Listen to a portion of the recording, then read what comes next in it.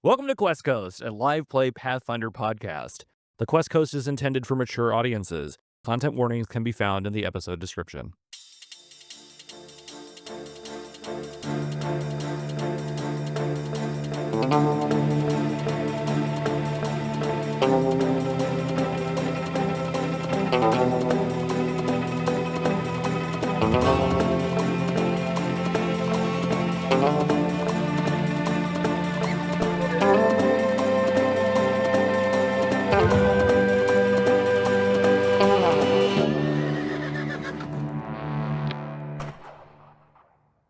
Little rumbo scrumbo. Is it ever good to have a rumbo scrumbo?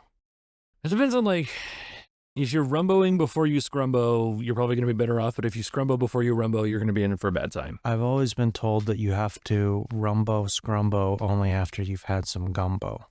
Whatever you do, you can't do it alone. That's true. There have to be at least 6 people around for either the rumbo or the scrumbo. But the gumbo can always be a solo activity. Yeah. Unpopular opinion, I prefer the Ruble Scrubble. How many times are we going to talk about Rubles Scrubbles, man? Hey, man, it's going to catch on. Rubles Scrubble is verbal wildfire. Blue Jay with his ruble scrubble doodles. If you're not Ruble Scrubble, your street's behind. Rubles, Scrubble, Strudels. Get them at wherever you get your strudels, I guess. Go there. Culturally, it's unacceptable, but it's theatrical dynamite. Welcome to Qwest Coast. I'm Blue Jay. I'm Rick Chimneys. And I'm Bill Borneo. We did it, guys.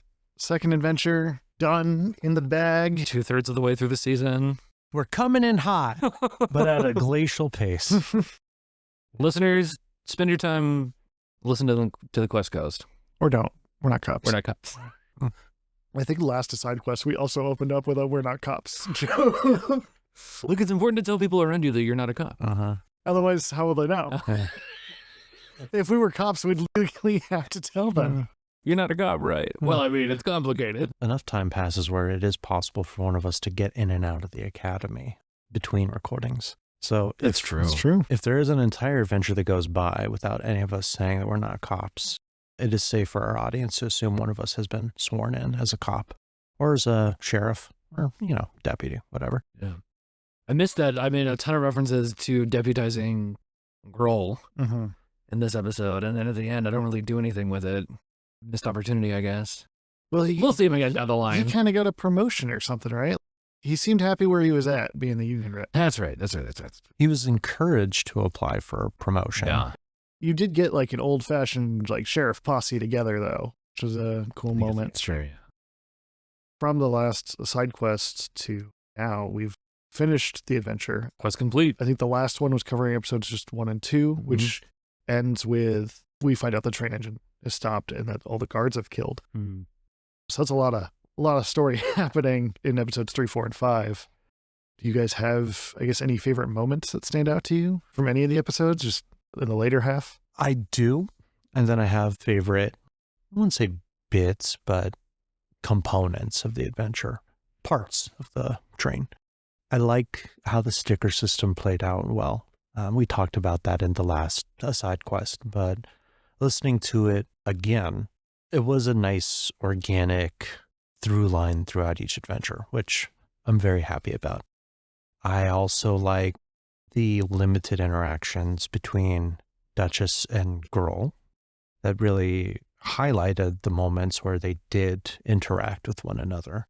I loved the pacing of the combat. It felt very quick, but very effective back and forth on both encounters that were real encounters, not the one turn and then he runs away ones, where it seemed like there was the possibility of one of you dying, but then somehow you gritted it out and you survived it. For me personally, my favorite moment is probably the ending stages of it. I am satisfied with how it landed and where the train came to a halt. I had a bunch of favorite moments. Piggybacking off what you said, the fact that we don't interact much, I felt we connected with the NPCs a little more. I had Morgan and Ingmar to kind of bounce off of, and then Zaha, obviously. And then you also have your time with Zaha, but you had Grohl and Nestor. And Higgins. Higgins. I feel like those characters got not necessarily more time to shine, but we got more time with them because essentially we were two different parties a lot of the time. Mm-hmm. It was really cool to get those kind of well-rounded and memorable NPCs, which I think is a DM's dream, is to have NPCs that the players like interact with or familiar with and really bond with. And I think you nailed that. Thank you. I do want to point out it's NPCs when players interact with them, because towards the end of the 5th adventure, I had the displeasure of encountering the awkwardness of Having to talk to yourself. yes. I mean, and I do that off mic all the time. I don't need to do it and be recorded. Yeah. One of my favorite moments, I think it's in episode 3.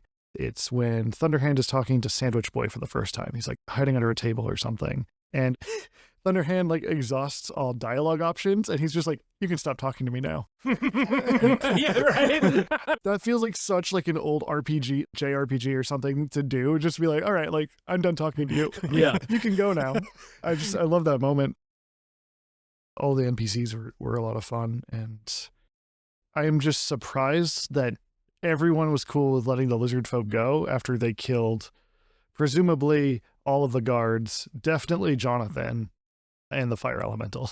You know, they were just allowed off the train, no repercussions. Well, it's not like there was a security detail remaining to like stop them, right? You know, That's once the most of those people are gone, then it's just civilians, Zaha, and then us. Both of us got injured from the lizard folk, Yeah. so I guess you're right. Yeah, I take it back because you Yeah. make a good point that the trade-off was stop hurting people on the train and you can go. As long as you leave, it's fine. And that's a good point. Is to did we have the power to stop them if two of them together decide to fight back? Yeah, I mean, I almost got killed by one of them. Unless the lizard folk went back to that final car. Higgins was not going to like rock up. Yeah. So far as our characters knew, there was no reason for them to. So I do really like how dynamic that combat encounter was. You know, it sort of like stands as like a living encounter. We sort of started in one place and like went back and forth, up and down between a few cars with. Mm-hmm.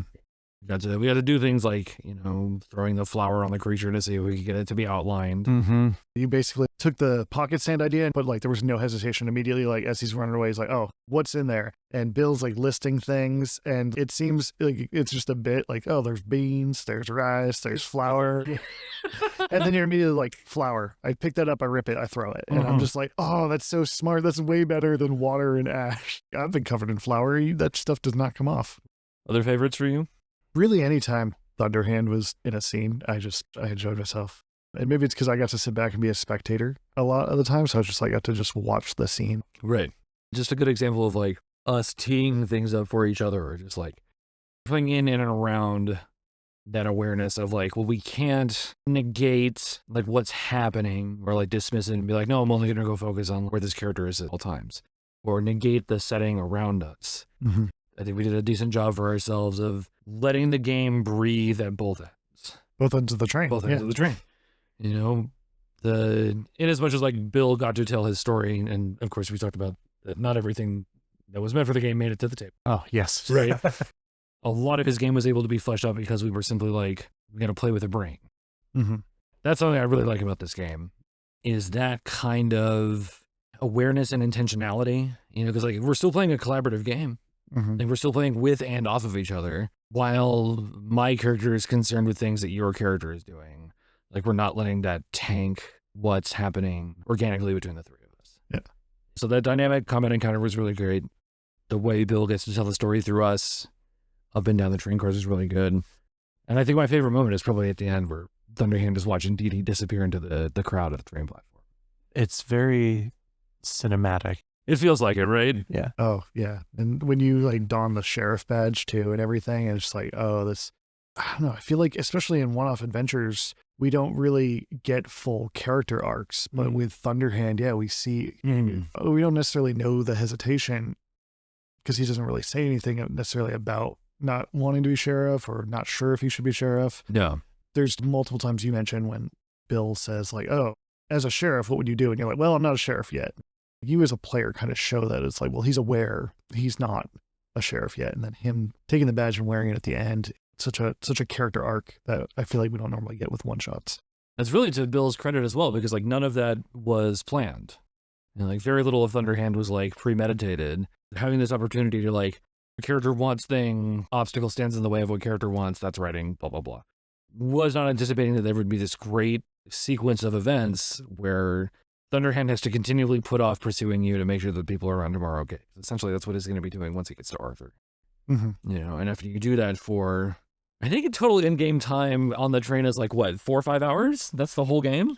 It happens in the span of an afternoon? So, yes, because the train ride itself would be about 8 hours, I believe. Yeah. Although at the beginning I might have quoted a different time, but it is within the span of a day. Once the action starts going until we get to, we're narrating the end, I'd say that was maybe over the span of a few hours at most. Yeah, with that unexpected like contrast or dichotomy of what he wants to do or what he feels like he needs to do, which is like being shown that this is actually legal. Mm-hmm. I mean, that brought the character together in a way that I had not anticipated either one it could or would. And just to dive into that just a little bit further, because from what I've gathered and what you've explained before is that Grohl is in pursuit of Dee Dee because of Dee Dee killing your partner. Or at least being responsible for it. The idea was that Grohl and this friend of his were in some town that she and her gang, the No Good Nicks, were robbing at some point. No Good Nick was the guy who killed your friend. Yeah. The name, no, it was Duchess and the Boys was the name of the. Sorry, right. Don't erase my history. Yeah. Well, this was a different gang. This was not, because you said you had like gone from gang to gang to gang. Yeah. And I was saying, so like the No Good Nicks, you know, like the No Good Nicks are the ones who killed Thunderhand's friend, but at the time they were taking direction from Duchess Danger. I was like, that'll be our connected piece. You know, he'll hold her responsible. And he surprised me with that too. Like I had no idea going into our first we didn't session talk about that. I was like, oh, all right, I guess I'm responsible for killing someone. I thought about it, but I did make a conscious choice not to tell you because I thought it would play better. Yeah, and I just played it like she didn't know. Which is very accurate. On brand. Perfectly on brand. And so what do you think about, because obviously you get the commission to be the sheriff in Arthur. That's not related. Right. And so is it just pure happenstance that as you're making your way there, you happen to come across Duchess Dahlia Danger's trail and it's a brief moment where maybe you can get 2 stones with 1 bird? That's exactly what it was, because he was on his way. He knew he would have to go to there eventually. And then it just happened, he lucked out that she was going to be essentially on the way as well. You know, so because the idea was like, you know, he'll capture her, she'll be the first prisoner once he's sheriff in Arthur. Yeah, and I remember when we played it the first time, just like sitting there being like, I can feel myself in character changing my mind about this thing I thought I wanted. That's cool. It was crazy. That was a good little game. Oh my God, man. I'm so proud of the work you did. Oh, the work we did, because it would not have been the same adventure without you two in it, without your steady hand, your steady thunder hands. Thank you. Actually, it's thunder hand, so only one of your hands, I guess, is the thunder hand. Is the other one one's the lightning? Yeah, there we go. There we go. Thunder hand, lightning fist. And with the chaos and current, the electricity that Dee Dee brings. And now Dee Dee is off a train with 2 new buddies who are all scheming yet again. And a 300 gold profit. Because I put the money I stole into my own personal gold pouch. Which you showed to them when they searched your belongings, yeah, right? when they searched my belongings, they took the jewelry back. Yeah, because you were like, oh, I stopped here. This was part of my investigation, but you can have this back now. Yeah. Which you could have probably bluffed your way out of, too, as I listened to it again, because Grohl is just commenting, oh, this is some nice jewelry. And you're like, it was part of my investigation. You could just take it back. I mean, she was already in handcuffs, so she was just trying to get ahead of it. Yeah, she had already Zaha, who she had built rapport with, now treating her as a culprit. And then, you know, she had both Grohl and Grohl who had apprehended her. Most important thing now is that I get away. I really like that line you had at the end where you're like, sorry, Zaha, I was never best friend material. That was so good, man. Yes. Yeah. Oh, I really like that line. Yeah, and I think it just kind of plays well with what I wrote. I reread the backstory after we recorded the last side quest because I think I butchered it. Yeah, her whole backstory of just like not really having friends, and like that kind of also just like the reason she changes gangs so much is just she has trouble opening up and actually fully trusting people, and so it's easier just to move on. Yeah. I wonder if we see her down the line if she starts painting her scales, or painting her skin rather. Maybe. I I do want to update my backstory though, because there was one thing I messed up, and that was I said the first time she summoned was a lizard in the garden, and the nanny took it. Mm-hmm. It was not the first time she summoned. She found an actual lizard in the garden, and the nanny took it and squished it. That's right. Saying nobility shouldn't be like playing with these dirty animals. Ermine. So it was a real lizard she found in the garden, and it was her first friend. It died, and then her first time summoning was in reaction to that, summoning a swarm of lizards like on the nanny. Do you think Belle is shaped to look like the first lizard she was friends with? Like one, can the summoner consciously shape their idol in that way? And two, if they could, do you think that's a choice she would have made? So the idea to do a bearded lizard was actually just, I really like bearded lizards. In second grade, my class pet was a bearded lizard. That's cool. And for those who don't know what a bearded lizard look like, think the yellow spotted lizards in the Disney movie Holes. Yeah. They're actually a harmless lizard, but they make them, like they CGI some fangs on them in the movie. And yellow spots. And yellow spots. They're painted scales. I had that backstory fresh in my mind when we were playing, and that's why when she saw the lizard folk dying, that's why like she had tears in her eyes and she was trying to save it. Triggers some trauma there. Triggered some trauma. I just wanted to add that I do sincerely hope that Dahlia does not do blackface when she paints her skin. Oh, I don't think she would. No, I don't. Well, it's just when we said a few minutes ago, oh, maybe she'll paint her scales too. I'm like, well, they painted their scales black to camouflage in and frame another tribe. But I figured she would do it as like a celebration of like lizard culture because of her attachment to lizards. Right. But if Dee Dee was to do exactly like that, that's a very that of course would be a problem. Yes. I mean, it's kind of problematic either way. But when they were describing it in this last episode, they were saying like, oh, it's more like patterns to like denote rank or accomplishments or something. So I was imagining a more like tribal paint. Usually. But either way, that's appropriation. So I don't think she would do it. I think she says that stickers are a form of appropriation as well. Yeah. Not dances with wolves, but steals with lizards. Last of the Stickegans. Well, we've been talking about our characters. I wanted to know about your NPCs. Well, actually, that's what I wanted to ask you all about. Now that we've completed it and within the world of the train and the characters there, is there anyone that you're more curious about? Any loose ends you want to dive into a little bit further? Either of you. I feel like there's going to be one question that I feel like we're being set up to ask us a specific question about something. Yeah. I think there's one question that we probably have as well as the audience, and that's Higgins, right? Yeah. Higgins, we have a scene with him and we talk about him quite a bit, I think, at least in episodes. Do you meet him in episode 2 or 3? I don't know. I think that Underhand only has like one conversation with him total. I think it's two conversations. I think you meet with him in episode 2 before you find the poison prison guards. Yeah. Because you're making your way to the back of the train. Don't I talk to Grohl about the poison prison guards? You do too. No. I'm saying before you find the poisoned. Oh, right.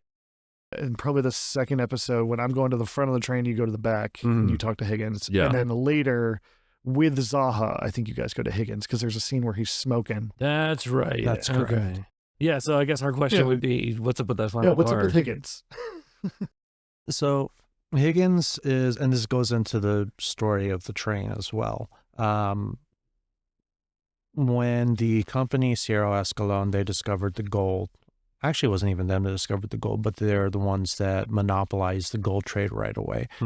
And around this same time, Zaha, with her conception, an idea of making a train and desperate to have someone allow that to happen, which was not going to happen it's not going to happen in Ceres. One, because there is still an undercurrent of non-humans getting things. And two, there's a lightning rail somewhere along there.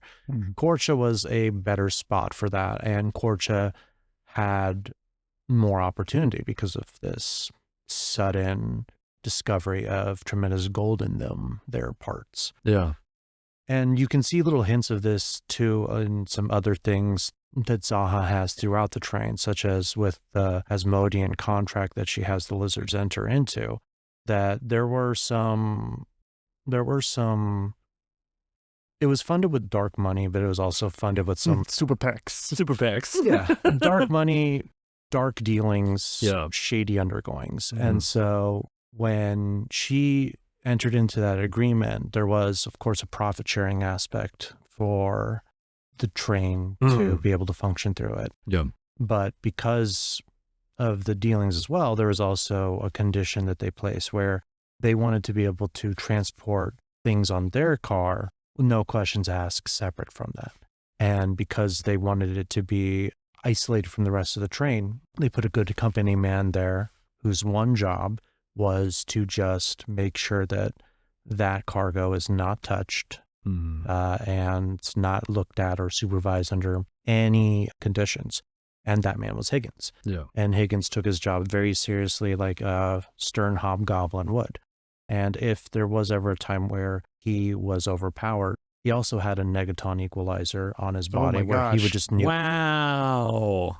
Oh my God. That'll keep people in check. Yeah. Good Lord. Quick lore, fast lore, what is a negaton equalizer? Oh, yes, please. It's our equivalent of a nuclear warhead. It's a magical nuke. It's a magical nuke. Yeah. That's it. That's a fast lore. Yeah. Moving on. And so there would be things that the company would transport in the main cargo as well. Gold, maybe some artifacts here and there. So and that's because those things can be passed through with not as much scrutiny. You don't look at a plate and think, oh, what's going on with this plate? You're not going to look at some gold when you're in a gold mining area and think much of it. Yeah, they're not hollowing out bricks to move the snow. But Sierra Escalon has a lot more shady dealings in there. Well, they've upset an entire indigenous community there. Yeah, and an ecosystem. And one of those reasons is because there is species trafficking occurring. Yeah, oh yeah, well certainly in Korja. Yeah, and so the back car is just a bunch of captured wild creatures, a tremendous number of lizard folk and other people who are being transported to basically perform maybe slave labor or experimentation or other comings and goings. So what you're saying is one of those creatures in the back could in fact be a beholder. Yes. Yes. Isn't beholder technically wizards only? It's a beholder. The beholder. Beholder, I hardly, anyway. And so I was surprised that, well, especially after the dialogue that Thunderhand had with Higgins, that was never explored, especially when the child who wanted to play hide and seek went missing, because I would figure that, oh, where is this child? Let's search everywhere. Yeah. Here's this back car that no one is being let into, and he's very much so implying that things cannot get out of there because they can possibly get out of there because they're alive, but the train stopped. Let's just look on everything else. And so that was one of those things that was not presently explored that perhaps in a future adventure I would like to explore further. The hide and go seek kid. I forgot about him. I say in Thunderhand's defense, There's a lot going on. well, there's a lot going on, and two, like, he had no reason to challenge Higgins' authority. Like, even if that, maybe in some way Thunderhand knew what was happening back there, but like, even if he did, like, he barely has the capacity to take on one human. I'm not just any human. Right. Taking on a seemingly in his prime Higgins, or like a Higgins that knows at least as much about warfare, if not more so, than Thunderhand does. I cut it as a losing battle either way. Yeah. You know, all that to say is, like, I don't think my character would have had much effect on that storyline had we played it out. That's fair. That's fair. Just based on like what I felt like we were being given. Yeah. Like, certainly it was presented to be like foreboding and ominous and important. I just don't think I had the character that could like rise to make anything of it or like intercede with it in a meaningful way. At least yet. At least yet. Yeah, that makes sense. And to be fair, you did make a good assessment when I think it was episode 4. You said, well, if anyone's there, they'll have to get through the strength of Higgins. That's right. That's right. Like, if there was a hobgoblin on board that was even stronger than I was, it was absolutely Higgins. Girl. Oh, yeah. Well, he's a union rep. His power is built in, right? Did you have like a favorite NPC you played, or do you have any like inspirations for any of the NPCs that you want to share? I think my favorite NPCs for this adventure as a whole, it would be Zaha, based off of the talking style of Regis Philbin. May he rest in peace. Peralta, he's the best. There is a lot of little components about Zaha that I do want to explore a little bit further, and I don't want to give a lot of it away because I do intend for her to show up again. To put it back. This person who has this plucky, enterprising demeanor, but with an undercurrent of obsessiveness and mania, which you can possibly infer a little bit with how she treats Dee Dee after she finds out that Dee Dee lets gigs go. This willingness to maybe err a little too far if it means her dream of the train running is allowed to go through. This person who has green hair, blue soot, which, is that what she really looks like? Who knows? Yes. Yeah. There's the apocryphal tales from people who were on the train that day. I know a memorable moment for me is when in the same episode she says she trusts me, and then later, without any evidence, Thunderhand says something and she's like, Dee Dee did that? Well, we gotta go get her. And I'm just like, thanks for that, friend. She's a great capacity for understanding your capabilities, I suppose. You know?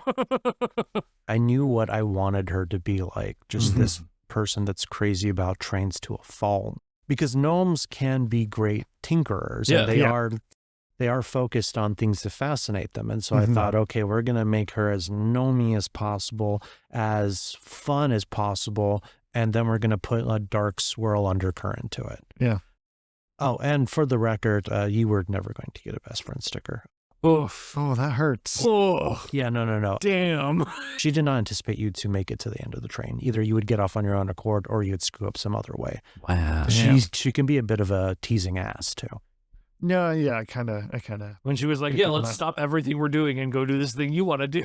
Yeah, but like I say in basically the end of the episode is just like, I think Dee Dee knew that she wasn't going to get a best friend sticker, but not because of Zaha. I think she never saw herself as worthy of having a best friend outside of Belle, I guess. So did it hurt then when Zaha indicated that she had lost trust in Dee Dee? I think so. I'm sorry. Oh, you're sorry about that, but not that you were never going to get a best friend sticker. I mean, Bill Borneo. I'm sorry. Cruel I'm man. sorry, but still, she's sorry, but she'd still do it. True. I think Duchess ends this episode in a really weird place. And obviously, any of the episode, it's kind of like a sitcom reset where she's going to go back to her old ways. She's like, oh, like she teams up with lizard folk and it's like, oh, you guys want to go do something else? You guys want to get out of here? On the train, after everything happened, she's like, oh, I did good for once. I didn't, I helped somebody. Well, in her mind, she helped somebody out. I don't know if she actually did anything. In a way, she helped out. So I think a part of her liked to imagine her staying on the train, becoming actual best friends with Zaha. Very much similar to how Thunderhand had a choice between do I pursue this thing I've wanted for so long, or do I move on with my life? Oh, do I continue the way I have been, only looking out for myself, or do I follow this connection? As false as it may have been, I was lying. She kind of also lied, as you just revealed. It's probably closer than with most people. So that's true.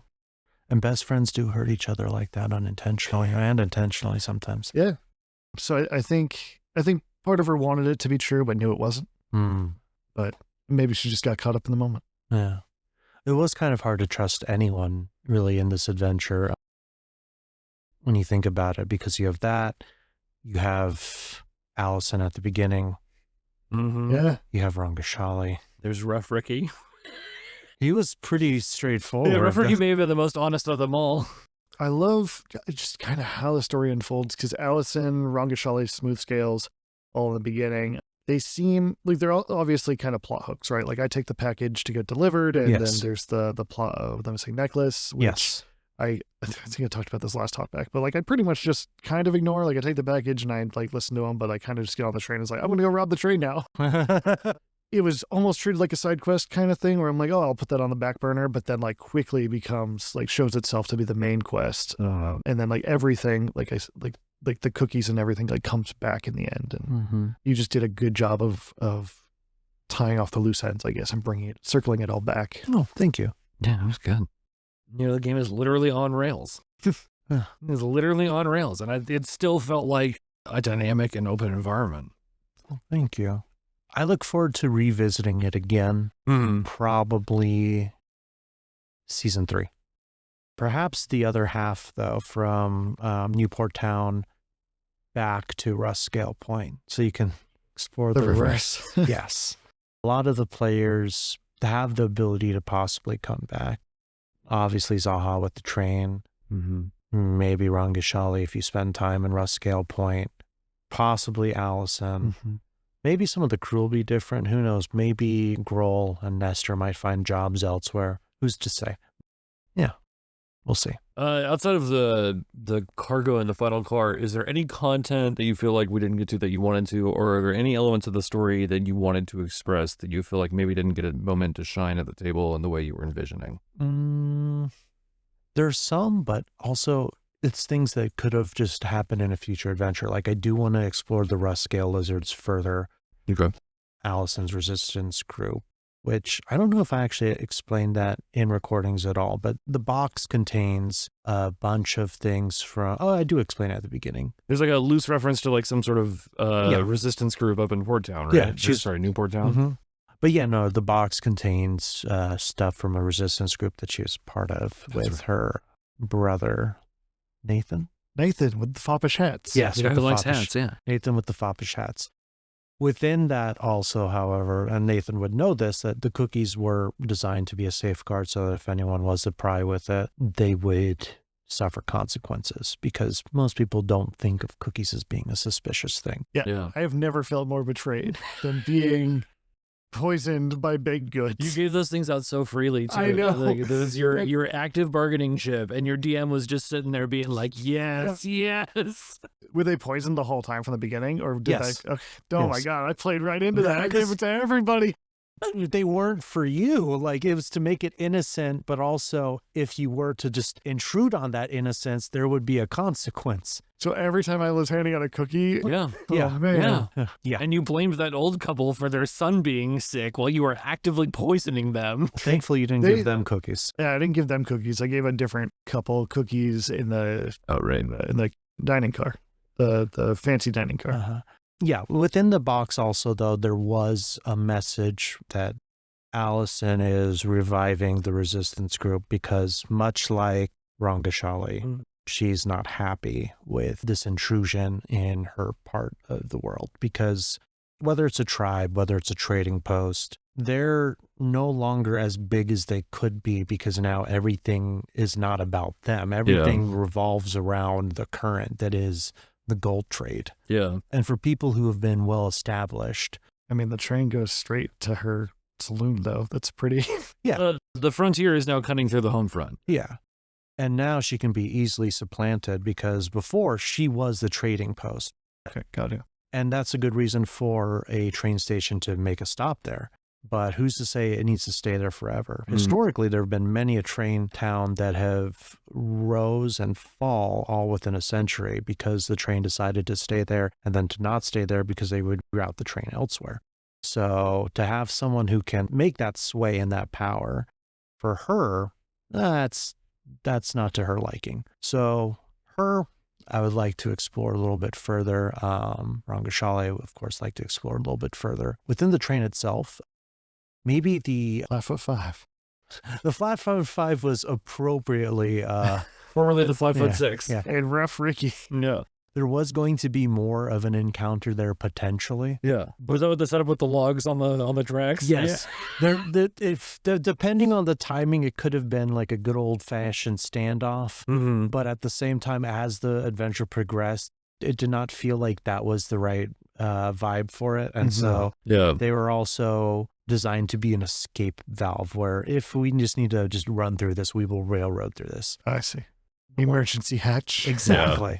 The one thing I guess it would have been maybe a little bit neat to see in this adventure is exploring the first class cabin car that did have all the Asmodean things to it. Oh, yeah. That's right. Yeah.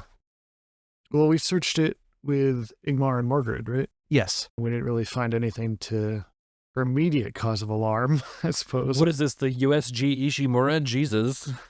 What about y'all? Is there any other lingering questions that either of you have? Or any parting thoughts? I think for me, I gotta say, I'm pretty satisfied with what we did and what Thunderhand went through and where he ended up by the end. You know?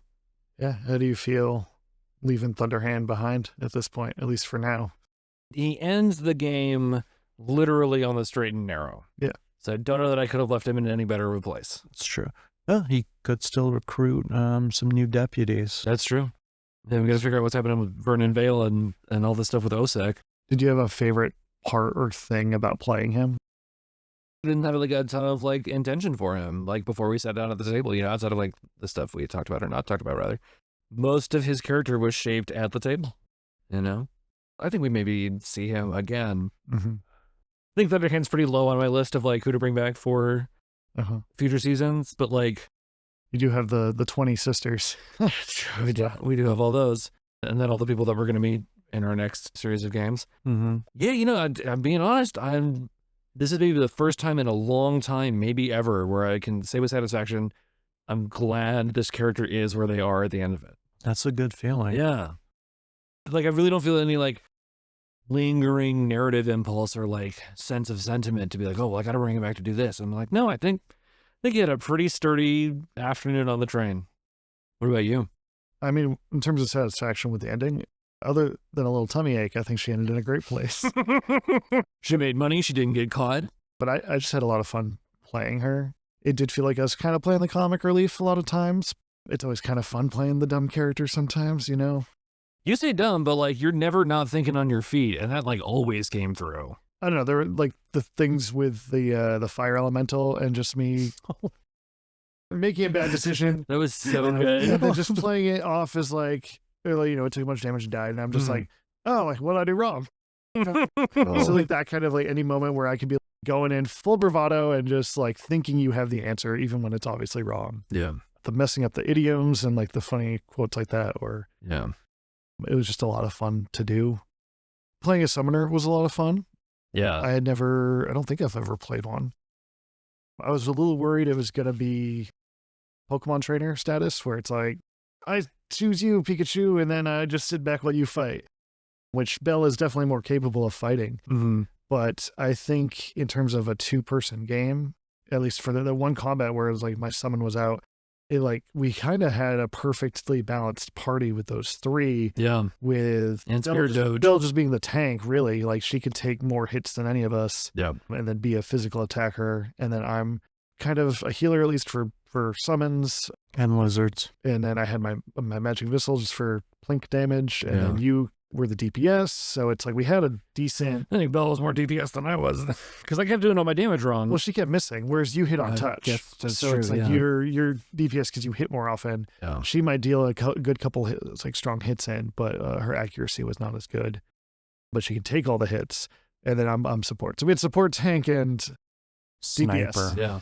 I don't know if there's any games that have like those three kind of classes up there. Overwatch. Thank you. Your boy Rick Chimneys plays a lot of Overwatch. Anyway. Yeah, so we had a good party makeup. But then I think the thing that I found the most fun was just trying to not just think combat-wise, but utility with the summons. It's like, like summoning a dog to track.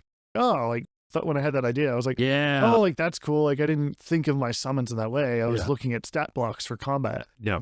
And so just like thinking of like, oh, like summoning an animal or something to do this. Or a fire elemental, which if you had done some stuff just a little different, it could have worked.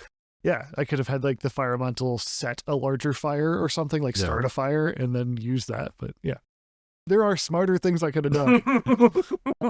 But Dee Dee was like, oh, I saw this happen. I'm going to recreate that, kind of. All of this was like novel as we explored the setting.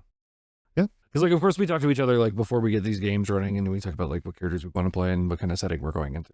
Mm-hmm. I didn't know we were going to be dealing with lizard folk and fire elementals. I didn't know we wouldn't be able to get off the train. The grass system, the green energy shield. Yeah. Guardian Rail Automated shield system. Automated shield system. Yeah. I build Bell for mounted combat. Yeah. I get a bunch of buffs if I'm sitting on top of Bell. So I was thinking like, oh, I'll be on top of her with my wand of magic missile, riding along this side of the train, or because it's a lizard like climbing on the roof of the train. And I was getting ready for like that kind of stuff. Yeah. So then I was completely thrown off when I think you find the green shield first, and then I talked to Zahal about it later, and she's like, oh yeah, like nothing can get in or out. And I was like, fuck.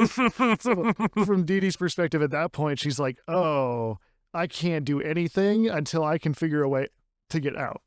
Yeah. So that's, I think, also kind of why she's like, oh yeah, like we need to solve this mystery, gang, is because she's like, until the train's moving, I'm stuck. That's a good point. Good old claustrophobia. Any final thoughts? Yeah, I was just going to say. Yeah. Riches Derailed. Over. Quest complete. That's a quest complete, y'all. GG. Next stop, Bricks Adventure. Oh, boy. All aboard. All aboard, set sail for pirates and plunder. Greg, though cheese. Thank you as always, everyone. We'll see you next time. On Qwest Coast. Coast.